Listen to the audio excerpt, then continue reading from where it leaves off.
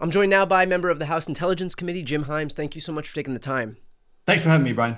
So we have some breaking reporting right now that, in fact, the attacks that the U.S. waged against Iran's nuclear facilities did not obliterate the centrifuges, that they're largely intact, and that the nuclear program might only be set back a few months. This is being reported by CNN right now.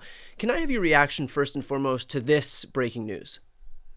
Yeah. The news that you're referring to refers to a classified report, so I'm going to steer clear of confirming or not confirming the CNN reporting. But let me tell you this: the Iranian regime is not dumb.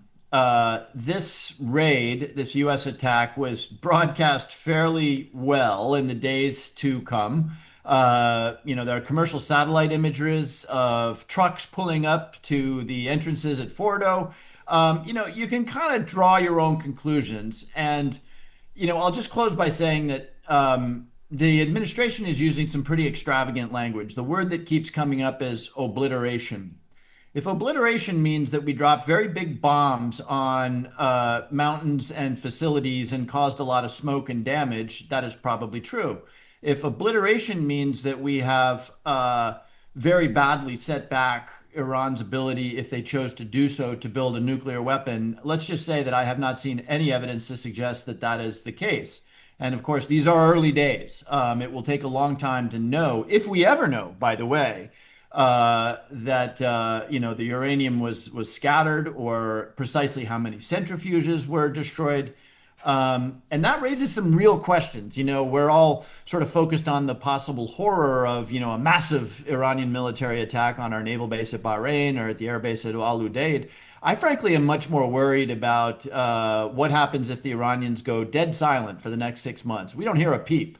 And yet they have concluded, not irrationally, they have concluded that they've got to go the North Korean route or the Pakistani route and just develop a weapon in secret. And 7 or 8 months from now, we learn about what actually happened because there is a nuclear test in Iran. That, to me, right now, is both a plausible and sort of extreme downside scenario. And so wouldn't it lend itself to reason that the plan that we had in place with Barack Obama, the JCPOA, which would actually allow inspectors into the country and we would get some insight into what they're doing, would be a better alternative than basically pushing Iran toward the North Korea route, which is to make them this hermit kingdom where nobody has any insight into what they're doing. They go dark for 6 months and then, suddenly emerge with nuclear weapons. Yeah, I mean, look, it's not a debatable fact. And I understand that the JCPOA, the Iran nuclear deal signed under Barack Obama, I understand it was controversial. Of course, it would have been great if it had been stronger. But it is not debatable that it is one thing in my lifetime, the one thing in my lifetime that has actually slowed the Iranian roll towards a nuclear weapon. They shipped all of their, not all of their uranium, but almost all of their uranium to Russia. They stopped their centrifuges, and Donald Trump, in his first term, decided that it wasn't good enough. So he tore up that agreement, urged on by the Israeli prime minister, and both of those men have now taken a different tack. Starting with the Israeli attacks and, of course, followed up by the American attacks. Now, by the way, to be fair here, we're talking about this is pretty speculative. Maybe. It will transpire that that this really meaningfully did set back the Iranian program, or even, I know the president doesn't want to sort of go there, but even maybe the Iranian people decide that they've had enough of this regime. So, a good outcome is still possible, but you wouldn't be looking at the history of the region and our activities there to say, oh, well, that's very probable, right? Yeah. Don't go the way we want them to go in Libya, in Iraq, in Afghanistan, in Syria. What do you make of the fact that, there are all these reports that for weeks the Iranians knew what was coming, and the New York Times just did a couple of reports basically saying that Donald Trump's posts were the biggest obstacle to operational security, and that, in fact, Iran was able to move 880 pounds, 400 kilograms of enriched uranium, up to 60%, out of these facilities before the strikes even hit. And so what do you make of the fact that Donald Trump was so incapable of just having a modicum of discretion to the point where he basically tipped his hand to the very country that we would go on to bomb?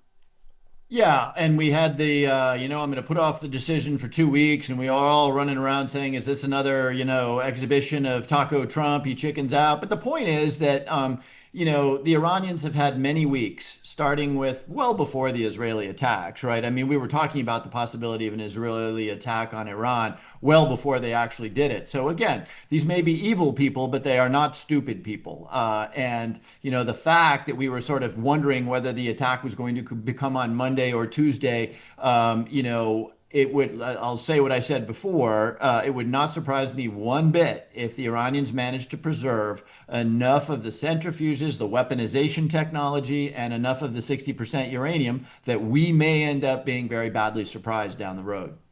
If we're in a situation where these attacks didn't cause the obliteration that Trump promises they caused, and that in fact it's true that CNN is reporting that their nuclear program, Iran's nuclear program, was only set back a few months, then what does it mean moving forward for an Iranian regime that now has every tendency in the world to be able to strike back at Israel, at the United States, because of the fact that we've taken a hostile and aggressive posture toward them?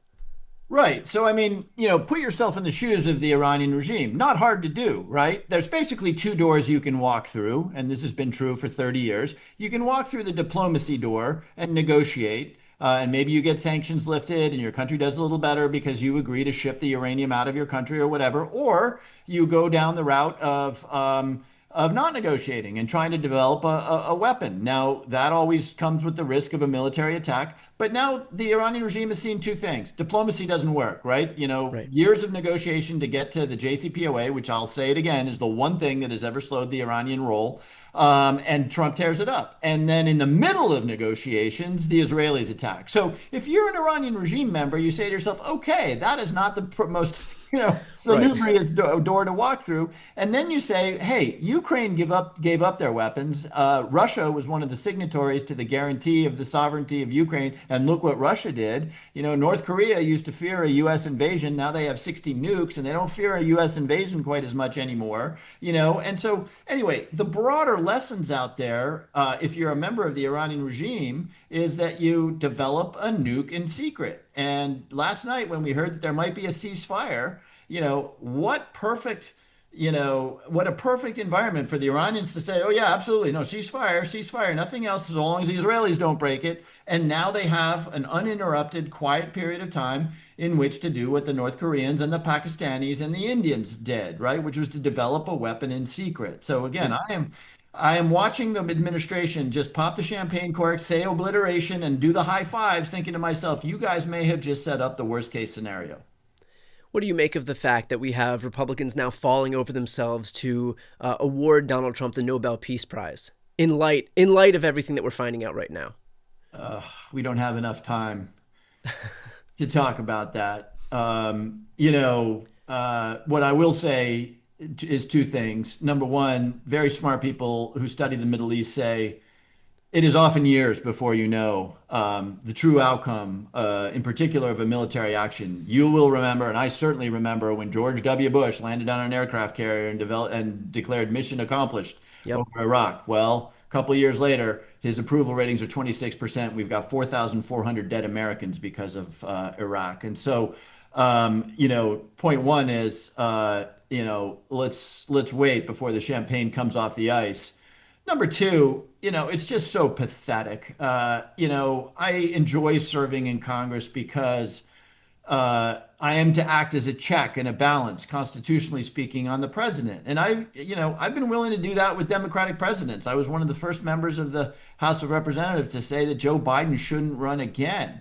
That's my job. And to see these guys falling all over themselves, not just to do whatever Donald Trump tells them to do, the isolationists saying like, oh, well, this is great. It's a great military strike. It's just frankly pathetic is what it is. Yeah. What do you make of the fact that Mike Johnson had come out and when asked about the fact that that Trump had gone forward with this strike against Iran without consulting Congress? Of course, it's Congress's prerogative to be able to declare war. That Mike Johnson basically just defended Trump's ability to do that and said this is all contained within his Article 2 powers, basically foregoing his own role in the legislative branch as a check on the executive branch. Yeah, look, am I one bit surprised? No. Mike Johnson is entirely a creature, and his speakership relies entirely on the power of Donald Donald Trump. And that's true of almost every single Republican member here. They are here not to serve as a check or a balance, not to legislate. They are here to do Donald Trump's bidding. That is, not even a debatable proposition anymore. It's just very sad in a country that always cared about the division of power between the legislature. Look, this point about, it's a legitimate exercise of his Article 2 authority. You can read the War Powers Act. It's out there and publicly available. And it says that the president can act in an offensive way if Congress has declared war or authorized it, or if there's an immediate attack on the country. So again, not a debatable point. We can talk about whether the Constitution is set up rightly, but the Constitution is set up to vest this kind of decision in the Congress, not in the Oval Office. We'll leave it there. Congressman, thank you so much for taking the time. Thanks a lot.